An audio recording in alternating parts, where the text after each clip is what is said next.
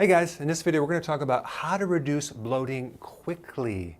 If you're bloating, not only does it look like you have belly fat, but it's very uncomfortable, it prevents sleeping, and you can't fit in your clothes. So there's some real simple things you can do. Number one, acupressure.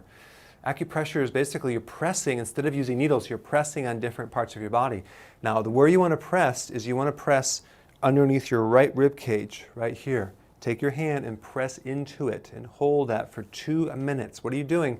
You're kind of massaging your gallbladder, and that will help reduce all that congestion in there, and you'll feel less bloated because the gallbladder stores something called bile, B-I-L-E, and that's really what helps you digest the fats. And if you're deficient in bile or the gallbladder is sluggish, you will get bloating when you eat, okay? Then you want to press on the other side, right through in here, because you got the gallbladder on the right side. On the left side, you have the pancreas. So the pancreas is the other digestive gland that helps you make the enzymes to digest all these foods. So every time you eat, your pancreas senses what you eat, and it generates certain enzymes to help break that down.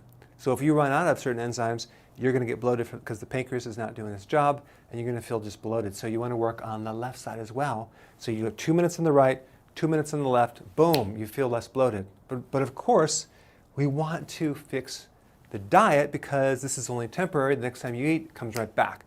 So this gives you temporary relief, and now we want to avoid the true deeper root causes of bloating. The common ones are the grains, and that would be the breads, pasta, cereal, crackers, biscuits, waffles, pancakes, sodas, juice, alcohol, things like that, the sugars, but especially gluten. Gluten is it's the protein in the grain. It just creates a lot of bloating for people. And then people say, I'm gluten-free, but you're still doing the grains, so they do tend to create bloating. Now, sugars, especially combined with protein. So if you're doing some hamburger with the bun and the fries and the soda, or the hot dog with the bun, and the carbs, oh my gosh, you are going to get a massive spike of insulin and massive bloating. So let's say you go to a Chinese restaurant. What do you get? Sweet and sour chicken, which is breaded. So anything that you combine protein and sugar is really, really bad for bloating. And then also, what about all the bars? Like the energy bars or protein bars? What do they have in them? Sugars.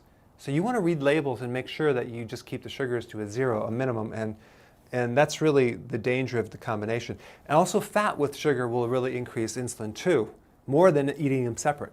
So that would be like, let's say you have a donut that's deep fried, or some deep fried, French fry.